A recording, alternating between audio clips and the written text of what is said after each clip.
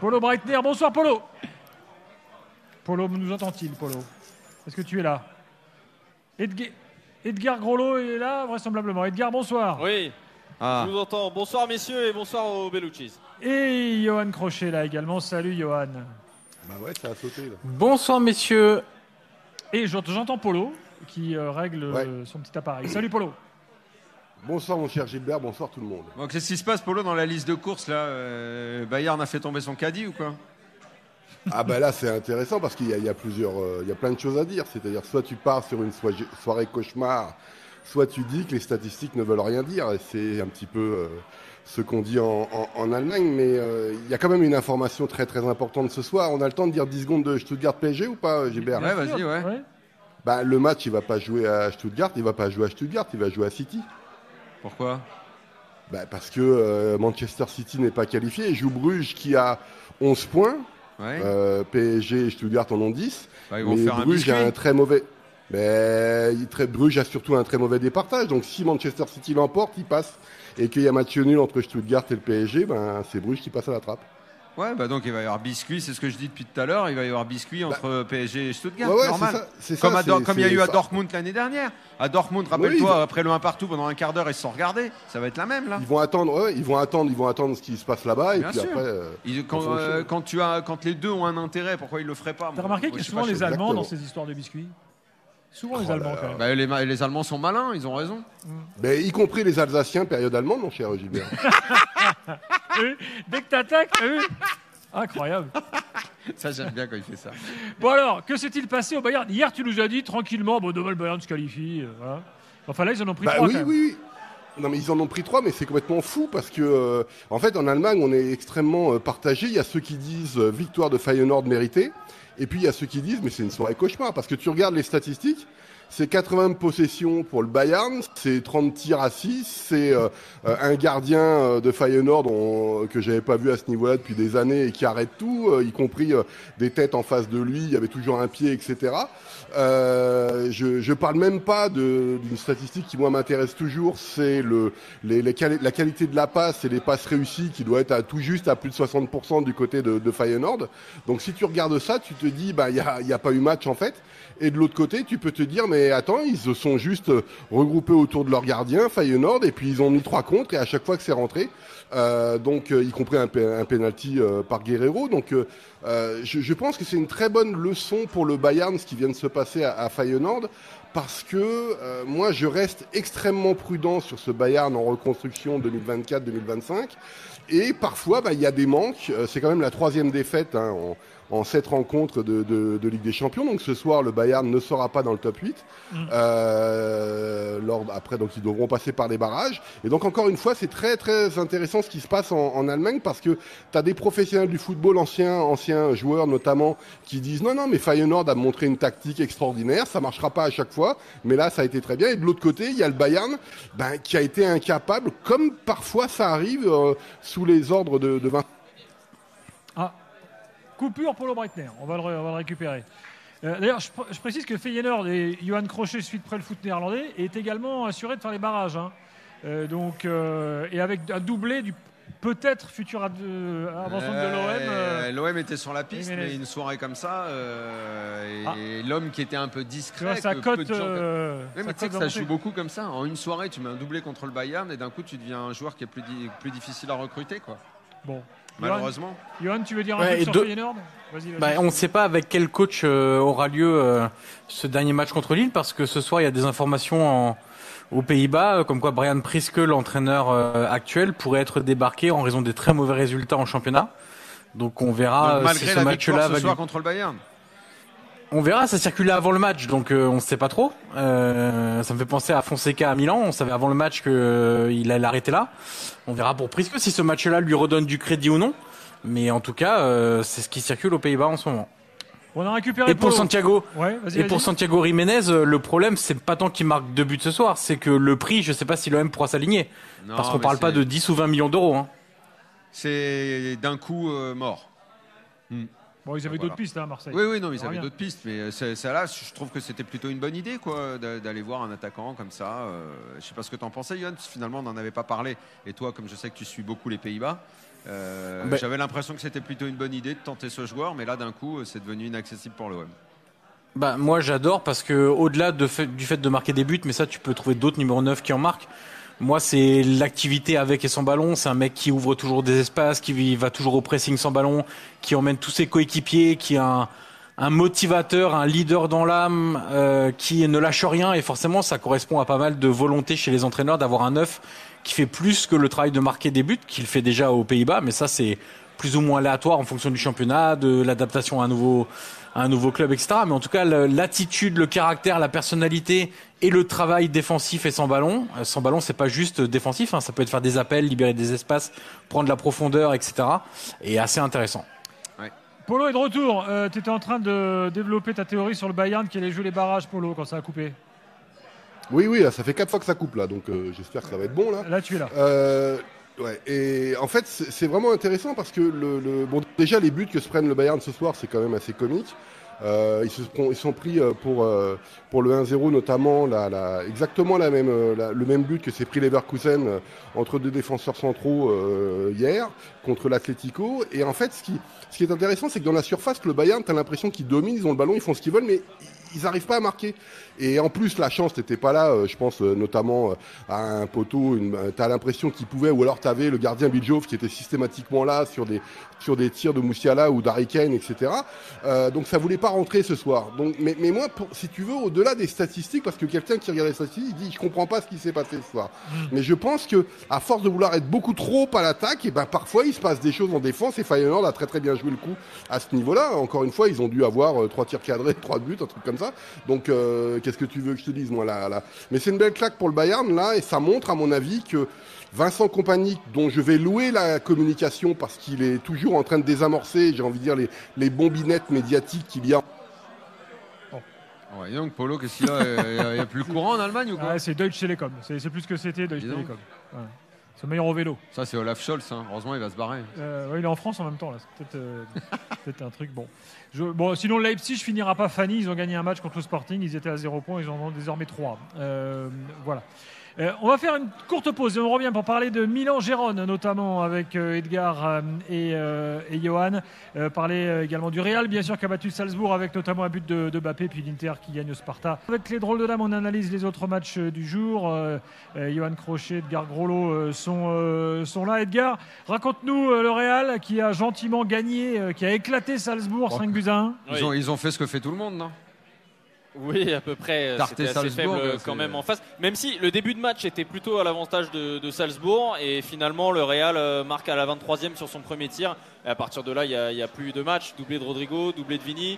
But de Kylian Mbappé. Et ce qui est à noter sur ce but-là, c'est que ça vient à la suite d'un gros pressing, faut le dire, sur le gardien. Et au-delà de ça, dans le match, il y a eu d'autres moments où on a vu Kylian Mbappé, même Vinicius, faire des efforts qu'ils font pas toujours sur tous les matchs. Je pense par exemple vers la 30e minute, Kylian Mbappé qui revient 30 mètres en arrière pour stopper une contre-attaque adverse. C'est des scènes qu'on n'a pas l'habitude.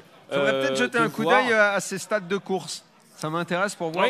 On connaissait ces standards quand ça allait pas. J'aimerais bien connaître ces standards maintenant pour voir s'il est passé au-dessus, je sais pas moi, de 8 km dans le match. Déjà pour lui, c'est beaucoup déjà. Si tu tombes là-dessus, ça m'intéresse. Je regarderai ça. Et en tout cas, c'est vrai que ce soir, ça s'est vraiment remarqué. Après, Vinicius Junior met un très très beau doublé, comme on le connaît. Mais c'est un match qui résume bien aussi Vinicius Junior parce qu'il se prend un carton jaune pour simulation.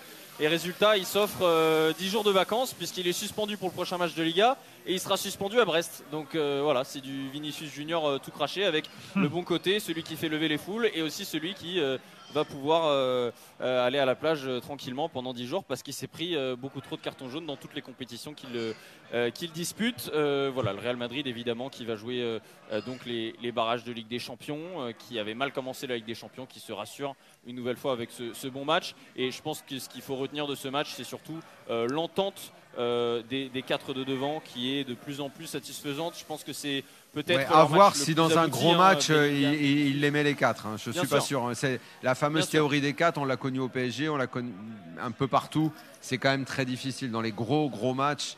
Coup près, j'ai envie de voir si vraiment il le fera encore ce truc à 4 là devant.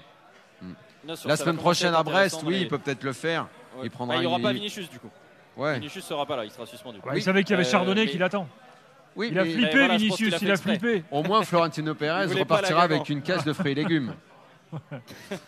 Mais ouais, non, et l'autre point négatif, hormis la suspension de Vinicius Junior sur ce match, c'est que une nouvelle fois le Real se prend un but en fin de match qui est complètement évitable. Beau but, et sur d'ailleurs. les 10 derniers matchs, t'as que 2 clean sheets sur les 10 derniers matchs, et c'est contre une équipe de 4e division espagnole en coupe et contre Mallorca en Super Coupe d'Espagne. C'est quand même un souci. Sur ces 10 matchs, t'encaisses 17 buts, et Carlo Ancelotti l'a dit en conférence de presse à l'instant il y a 5 minutes. Il dit évidemment qu'avec Bellingham, avec Mbappé, avec Vinicius, avec Rodrigo, on va marquer tout le temps, ce sera jamais un problème. Par contre, notre problème, c'est la défense, et c'est là vraiment que le Real Madrid doit progresser. C'est ce qu'on confirme de match en match.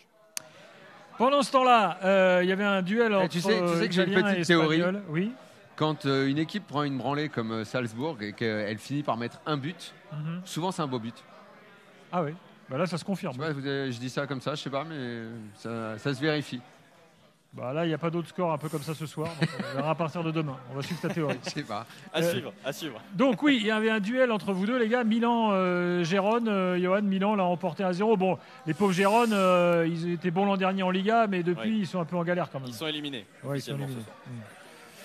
Ouais, le Milan fait une heure de jeu acceptable, plutôt bonne, même allez, si on est un peu généreux. Je trouve que ils se sont créés des occasions. Alors le match était assez ouvert. La première mi-temps est assez plaisante parce que sans être hyper intense et sans exagérer en disant que ça va d'un but à l'autre, mais il y a quand même des vraies volontés d'aller très vite devant, et donc il y a pas mal d'occasions qui se créent avec beaucoup d'espace aussi lié à un peu de déchets techniques, des mauvais placements. Je pense que les deux milieux de terrain, ils ont rien filtré du tout pendant le match, et donc les défenseurs ont eu beaucoup de vagues qui arrivaient au fur et à mesure. Et Milan fait vraiment, je trouve, une première heure de jeu acceptable. Après, la dernière demi-heure, ce que disait Paulo Fonseca à la fin du match, c'est que on a plus eu peur d'encaisser un but que de volonté d'aller marquer le deuxième. Et c'est ce qu'il englobe dans le travail à faire au quotidien maintenant, c'est travailler sur la mentalité, sur C'est ça ou tu veux dire la Je crois que tu as condition dit physique Fonseca pour- sans faire gaffe. Ah oui, bah pardon, oui, c'était Conceição. Mais Fonseca cherchait à le faire aussi d'ailleurs, avant qu'il soit parti.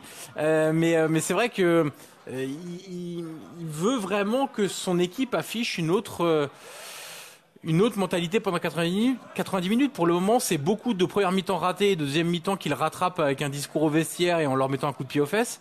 Là, c'est un peu l'inverse. C'est la première mi-temps qui est meilleure, et la deuxième mi-temps où les jambes tremblent un peu parce que l'enjeu était clair. C'était se qualifier directement ce soir pour les playoffs, et puis rentrer dans le top 8 en sachant que ton dernier match, c'est contre Zagreb. Ils sont À bien Zagreb, partis, donc là. tu as la possibilité. Oui. Bah ouais, t'as la possibilité d'être D'ailleurs, top 8, et tu disais je pas ça regarde après ça. le match contre Lyon. Tu pourrais avoir 3 Italiens dans les 8, toi. Le meilleur ratio de tout le monde. Ouais, pour l'instant, il y en a trois. Pour l'instant, il y en a Attends, trois, qui mais c'est, n'oublions trois pas que dans les le huit dernier match, Inter, Milan et Atalanta. Ah, Atalanta est 7ème pour Ouais. l'instant. Attends, Milan, ils Oui, mais peuvent être dans n'oublions les pas huit, que le Milan dernier match de ils sont l'Atalanta, sixième, c'est Ah ouais, le alors dernier ça, match de l'Atalanta, c'est à Barcelone, hein. Donc ça sera pas évident, et à 14 Ah, points, tu passes Atalanta, pas. on l'a dit hier qu'ils le feront pas parce qu'ils vont pas aller gagner là-bas. Ouais. J'ai du mal à y croire. Ouais. C'est ça. Et Milan, c'est Zagreb, et l'Inter qui a 16 points, normalement, ça devrait le faire Ouais, ça oui. avec un dernier match contre L'important, contre c'est de Monaco. passer les 4, surtout. Oui, c'est ça. Mais ce qui peut être marrant, alors ça restera pas comme ça parce que je les vois mal les trois perdre mais aujourd'hui, si vous regardez un peu le barrage et la constitution du barrage, on pourrait avoir un affrontement entre Juve contre le Bayern ou le Real. Et tu te dis que tu aurais du mal en début de saison à te dire que avant la dernière journée, tu aurais le Bayern 15e, le Real 16e et la Juve 17e. Ouais, c'est vrai. Ces trois équipes. Alors, Ces trois moi, équipes qui ont un Alors, peu il déçu y dans aura, cette Ligue il des y aura Champions. cette On s'interdit dimension-là. pour l'instant de se projeter parce que bon, il Ouais. peut y avoir tellement de changements la semaine prochaine encore. Oui. Non, mais dans oui. cette nouvelle formule, il y aura cette dimension-là que tu évoques, Johan, à savoir que dans le milieu, on va dire autour de la 13, 14, 15, 16, il y a des équipes qu'on n'attendait peut-être pas là. Et il y aura l'autre regard à porter sur tout ça, c'est que tu as fait une phase de poule très très longue avec une tonne d'équipes, et que les gros championnats, on va dire, vont quasiment passer tout le monde. Qui va perdre? Est-ce que l'Italie, l'Espagne, l'Allemagne, l'Angleterre, la Gérone, France? L'Italie perd Mais- Bologne, mais on s'y attendait un peu. L'Allemagne perd Leipzig. Oui, mais l'Italie, ils avaient une équipe en plus. Mais l'Espagne ils vont en perd passer Gérone. 4. Oui, mais c'est pareil, c'était une Ouais. équipe qui avait plus de 4. Mais au minimum, tout le monde va passer les 4. Même le Portugal, ils vont passer leurs équipes. À moins que City fasse le gros gadin. J'y crois dernier pas, moi, match. j'y crois pas à ça. Mais même le Portugal, Au final, quelles sont les équipes qui vont pas Portugal, sortir? ils n'ont qu'une équipe. Hein. Quelles sont les équipes qui vont pas sortir? Il va y avoir une République tchèque, une Autrichienne, Young Boys de Berne. les Suisses, les Croates. Voilà. Mais au final, oui, il y a d'énormes surprises. Ça aura favorisé sur la durée des 8 matchs les championnats dans l'ordre que tu peux prendre du classement. Attendons UEFA. quand même que Paris se qualifie pour de bon. Le Portugal, ils vont passer leurs équipes, les Pays-Bas aussi, tu vois, finalement. Les Pays-Bas passent les 2 équipes. Hein. Ben, c'est ce que je suis en train de te dire. Les Portugal a qu'une aussi. seule équipe. Bah, ils ont Sporting et Benfica. Ah non, il y en a le deux. Sporting, ils vont passer aussi. Il y en a deux. Ouais. L'Inter, Johan, qu'est-ce qu'on peut dire? Oh, c'était pénible. Encore une fois, je trouve qu'en ce moment, c'est assez pénible de regarder l'Inter. Il y a ce truc de oui, ils sont plus forts, oui, collectivement c'est meilleur, oui, individuellement c'est meilleur, mais ils en font trop peu. Moi, ce qui m'agace un peu, c'est qu'ils se contentent de peu en ce moment. Alors on peut dire c'est la période actuelle, voilà, il faut garder des forces. On sait que Inzaghi fait beaucoup de turnover. Encore ce soir, il sort les joueurs très tôt parce qu'il pense évidemment à la suite de la Ligue des Champions, il pense à la suite du championnat, il pense déjà au mondial des clubs, là, enfin la Coupe du Monde des clubs, qui est une obsession un peu à l'Inter depuis le début de la saison et l'annonce de cette nouvelle compétition-là, parce qu'elle ramène beaucoup d'argent. Et pas pour des questions sportives, hein, évidemment. Non, c'est pénible. Moi, une équipe qui gère en ayant la tranquillité de gérer, ça me va. Tu mènes 4-0, tu commences à gérer. Même tu mènes 3-0, tu commences à gérer. Pourquoi pas? Tu mènes 1-0 à l'extérieur. T'as Zomer qui fait 2 gros arrêts.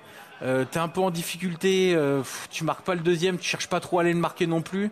Ça me plaît moyennement en termes d'état d'esprit et surtout pour un concurrent à la victoire finale en Ligue des Champions qui te répète sans arrêt que oui, on veut la gagner cette Ligue des Champions. Maintenant qu'on a la 2e étoile et le 20e Scudetto, on est très très chaud sur la Ligue des Champions. Moi, ce que j'ai vu dans cette phase de groupe championnat, c'est une petite mentalité pour l'instant de l'Inter. Alors, je dis ça, ils sont 3e de la phase de championnat, donc en termes de résultats, c'est très bien. Mais moi, je disais déjà ça en phase de groupe la saison dernière, et on me disait ouais, mais tu verras quand ça va commencer la phase élimination directe, on aura un autre Inter. Oui, 8e de finale, bisous, au revoir. Donc le bouton on/off, j'y crois pas trop. Donc j'aimerais un peu plus de consistance dans les matchs, un peu plus d'état d'esprit. Le bouton on/off. Ah, d'accord. On les avait pas vus de temps en aussi temps, bons ça peut depuis marcher, très mais pas tout le longtemps. temps. Donc, écoute, parfois ça marche. D'ailleurs, ce qui m'a un peu agacé, juste pour un point stylistique inutile, mais quand même le Milan qui joue à domicile en gris. Oh, j'ai vu ça. Ils ont fait à domicile. On a vu le PSG dans un bleu qui ne veut rien dire et un Manchester City avec un maillot un peu couleur PQ là. C'était terrible. Terrible. Ces histoires de maillot, ça devient n'importe quoi. L'Inter qui est en jaune alors qu'ils auraient pu jouer avec leur maillot, ça fait un peu mal. Ajoute l'histoire de ballon. T'as vu le ballon là, avec lequel on joue? C'est un ballon, c'est dégueulasse. Mettez-moi des ballons blancs et noirs.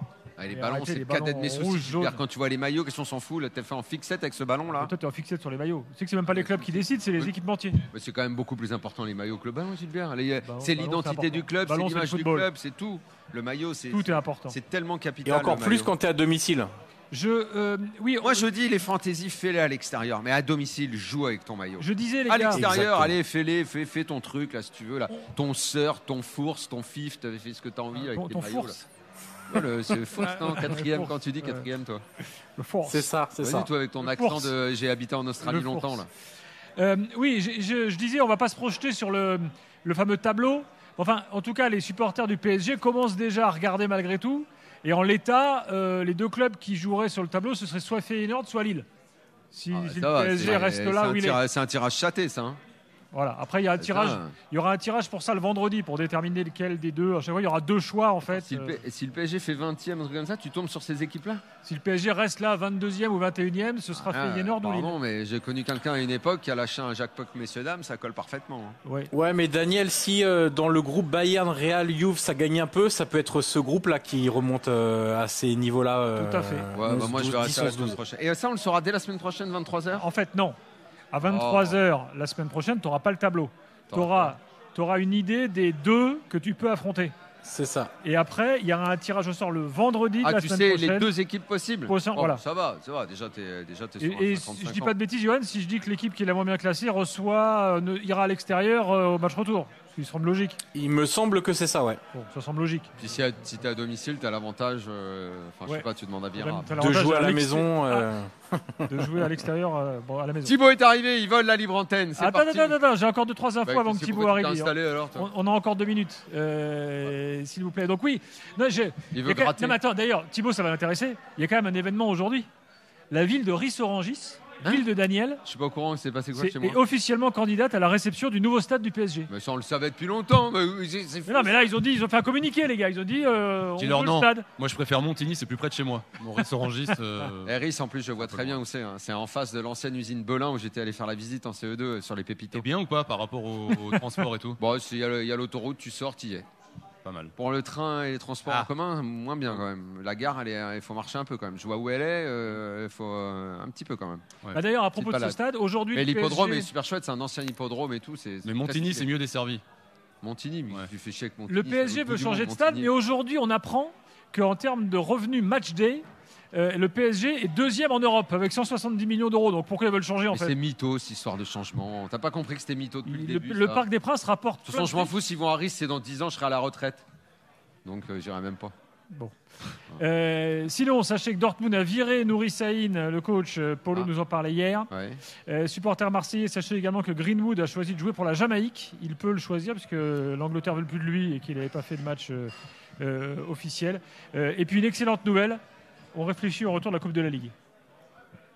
Bah, l'after valide. C'est parfait. L'after Nous validons. valide. Le retour de la Coupe de la Ligue, c'est magique.